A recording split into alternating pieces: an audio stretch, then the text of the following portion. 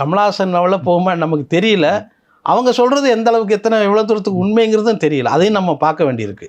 அவங்க ஒரு அடையாளத்தோடு சொல்கிறாங்க. அவங்க வந்து கோலம் போடுறாங்க அப்படின்னு. கோலம் போடுறதுன்னா என்ன?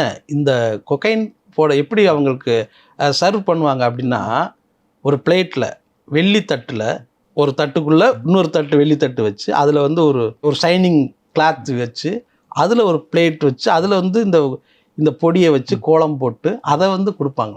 ஸோ இது வந்து எந்த அளவுக்கு ஒரு கொண்டாட்டமான ஒரு போதை வஸ்து வந்து மாறி இருக்கு அப்படிங்கிறதுக்கு இதெல்லாம் சுசித்ரா சொன்ன அந்த இதெல்லாம் வந்து பேட்டியெல்லாம் பெரிய உதாரணம், பெரிய ஷாக்கிங்.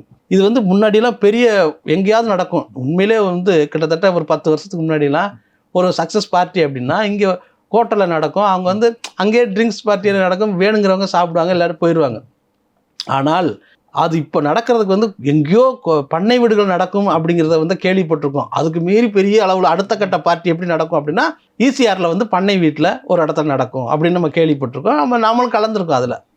ஆனால் இப்போ எப்படி நடக்குது அப்படின்னா முக்கியமாக நடிகர்கள் வீடுகள்லேயே நடக்குது அப்படிங்கிற அது சுசித்ரா சொல்கிறாங்க. நடிகர்கள் வீட்டிலேயே அவங்களுடைய வீட்டு பெண்களே இது மாதிரியான விஷயத்தை வந்து என்கரேஜ் பண்ணி அதை வந்து சப்ளை பண்ணுறாங்க அப்படிங்கிறத வந்து பெரிய குண்டை தூக்கி போடுதாங்க. அவங்க சொல்கிறது எல்லாமே பொய்ங்கிறதும் நம்ம மறுக்க முடியல. ஏன்னா இப்போ மாட்டியிருக்கார் பாருங்க.